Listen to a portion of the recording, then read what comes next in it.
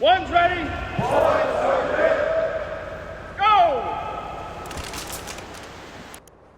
Welcome back to the One's Ready podcast. This is your daily drop for 8 May. Sorry that I missed it yesterday. I was tied up, and I say tied up, but like it was awesome. Out there visiting UFC, their gym and their facilities is fantastic. It's amazing what can be done with kind of an unlimited budget and a hell of a bunch of smart people telling you how you should design a place and how you should structure it and all that kind of stuff. Like, it's pretty incredible. So I definitely appreciate the opportunity that they had hosting us out there. Speaking of opportunity, 21-22 June out in San Diego, we are having the Operator Training Summit. It is designed to be a instructorship, mentorship, and take you through running, rucking, calisthenics, attributes, and probably mostly what people want is the pool, because we got 12 hours of that bad boy scheduled for you guys. So if you are interested, shoot me an email at jared@onesready.com, or you can leave a comment and say, hey, you're interested, but in that comment, you might want to leave, a way to contact you. So, and then we'll get you added to the group chat, which sometimes is a shit show, but we're trying to police that up a little bit more now. And then we'll go from there. So if you're new here, this is the news that the public affairs for the Department of the Air Force curates and then sends out to all the commanders and all the chiefs. However, it's like 20 pages long. And so rather than doing that, I put it through Grok, had it make it more concise, and then we'll go through it. And then I'll give you any kind of insider baseball that I happen to have. Usually I'm lacking on the space stuff, but all right, this is joint news. Pentagon faces audit challenges through 2028. The Defense Department is unlikely to achieve a clean audit by 2028. Dude, we're talking 3 years from now. Jeez. Due to persistent accounting issues per the GAO report, or Government Accountability Office report. The report urges the DoD to implement a fraud risk management system and address thousands of unresolved deficiencies from the 2018 audit. Good God. You remember like 3 days ago when I did that dumpster fire thumbnail? Yeah, same kind of thing. Maybe I need to come up with another one for this one, apparently. All right, next. Military daycares need improved abuse notification. The DoD Inspector General recommends a streamlined policy for notifying parents of potential child abuse or neglect at military child development centers, as current guidelines lack clarity on communication and follow-up. A recent policy update mandates notifications within 24 hours, but issues persist despite lower abuse rates compared to civilian facilities. Dude, if I find out that one of my kids has been abused, neglected, or anything like that, and it's any more than like an hour or two after it happens, and you're not calling me, like, there's issues. Why don't, like, transparency is the name of the game. Get ahead of it. We've got to protect our children at all cost. Like that, this is not optional. It's not negotiable. It all cost. Next. Pentagon uses cyber ops for border security. The DoD is deploying offensive cyber operations to disrupt criminal organizations, digital networks, along the U.S.-Mexico border, enhancing national security. These efforts aim to degrade criminals' online infrastructure while developing broader cyber capabilities against state and non-state adversaries. Dude, what these cyber homies can do is, it's unreal. Like, it's uncomfortable to know what they're actually capable of. It's man.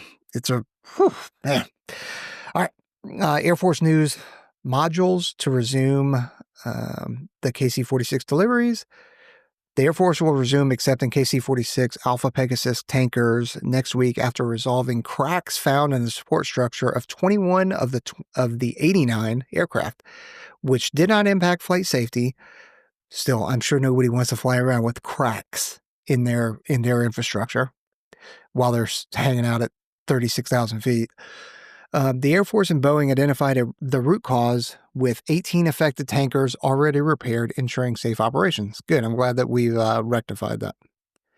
F-15EX basing decision impacts training.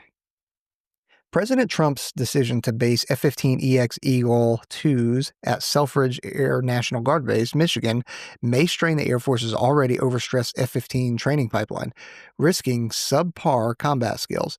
The Air Force is revising its basing plan to minimize delays for other states like California, Louisiana, and Oregon. F-15s are the only ones that don't, I don't want to say the only ones, but F-15s don't have a guard option. Like there's a lot of F-16 guard options. There's a lot of, A-10, or there used to be a lot of A-10 guard options, but if this will be the first F-15 guard option. So right on, good for them. Special Operations Aircraft needs upgrades. Special Operations Forces seek enhancements for fixed-wing aircraft, including electronic countermeasures, improved networking, and modular sensor payloads for the MC-130J and OA-1K. SOCOM aims to integrate hardened data links, satellite communications, and autonomous behaviors to enhance operational effectiveness. Are we already looking to upgrade the OA-1K, the Skyrider that just came out? That's not ideal, if that is in fact the case.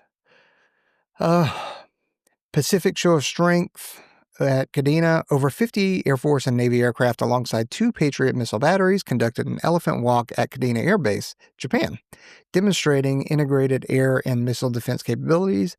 The event underscores U.S. commitment to a free Indo-Pacific and readiness with allies against adversaries. If you guys haven't seen an elephant walk, well, you've likely seen pictures of it. It's where they basically get every single aircraft, whether they're similar or dissimilar aircraft, and they get every single aircraft that is at that base on the runway and line them all up side by side and front to back. And I mean, hey, it's cool. It's tough to do. I don't necessarily know that, in my opinion, that it shows or demonstrates integrated air and missile defense capabilities like it says here, but like, it's kind of cool to see. All right, B-52s join B-2s on Diego Garcia. B-52 Stratofortress bombers have deployed to Diego Garcia alongside B-2 Spirit stealth bombers as part of a Bomber Task Force mission, enhancing strategic deterrence. Details remain limited, but the deployment supports global operations to deter and, if needed, defeat strategic attacks on the U.S. and allies. Next, Air Force adopts AI with caution. The Air Force is cautiously integrating AI into its networks and security operations centers using nipperGPT, which I'm sure is so great, to manage data overload from routine cyber threats. Commander Colonel John Picklesimmer? I'm probably saying that wrong. Prefers AI for summarizing data over open-ended queries, citing no issue with AI hallucinations thus far. So that's promising, and that's good news. Like I've talked about it before, one of the issues that you have with military systems is the firewall and its ability to go out and gather that information. One of the reasons why ChatGPT and Grok work so well is because it's got billions upon billions, if not trillions, of data points, right? Whereas on a military network, whether it's classified or unclassified, your AI is likely not, at least a large language model AI is not going to work as well because it doesn't have the amount of data points to query from. So, all right, autonomous gliders for resupply. The Air Force Research Laboratory Grasshopper autonomous gliders deployed to dozens of units can deliver 500 pounds of supplies from C-130s and C-17s in GPS-denied environments. Their ability to operate from standoff distances offers a significant advantage in high-risk operational settings. Oh, hell yes. These things, this is great. I love this. I haven't seen one, so I'm going to have to Google it, but this looks awesome. The Grasshopper. All right, Keesler Air Force Base lockdown resolved. Keesler Air Force Base in Mississippi ended a 3-hour lockdown after confirming no active shooter threat despite coinciding with a scheduled training exercise. The base collaborated with Biloxi Police to conduct thorough safety operations ensuring safety. Let me just read that one more time. Ended a 3-hour lockdown after confirming no active shooter threat despite coinciding with a scheduled training exercise. That sounds like somebody didn't tell everybody, or not everybody got the memo that there was going to be scheduled training exercise going on. And so when they started hearing active shooter or started seeing the alerts or started hearing the sirens, that people thought it was real. That's what I read from that. But I have no background of it. So, all right. Space Force, there's two of them. The Space RCOI's Orbital Warfare product line. The Space Rapid Capabilities Office is developing a dozen defensive counter-space programs, potentially creating a modular product line of subsystems for orbital warfare. A partnership with the Space Systems Command could shift from one-off satellites to a scalable approach for dynamic space operations. Next, Space Force documentary educates public. The Space Force's 12-minute Planetarium documentary, Always Above, premiered to raise awareness of its mission, emphasizing space's critical role in daily life. Chief of Space Operations General Chance Saltzman highlighted the need for public understanding to support the service's objectives. All right, these are of interest. Vance, Vice President J.D. Vance critiques Russia's Ukraine demands. He stated that Russia's excessive demands in Ukraine peace talks hinder progress, urging both sides to agree on basic negotiation guidelines. The U.S. is willing to participate, but emphasizes the need for direct Russian-Ukraine dialogue to advance talks. Well, yeah, of course. North Korea launches missiles. Rocket Man. North Korea fired multiple short-range ballistic missiles from Wonsan toward the East Sea, prompting heightened surveillance by South Korea's Joint Chiefs of Staff. The launch followed one in March during a U.S.-South Korean exercise, led to information sharing with the U.S. and Japan. General reduction sparks loyalty concerns. Defense Secretary ordered to cut 4-star generals by 20 to 30% raises fears of a loyal test targeting officers perceived as disloyal to President Trump. Critics warn that such cuts should focus on positions, not individuals, to maintain the military's nonpartisan integrity. I'd agree with that.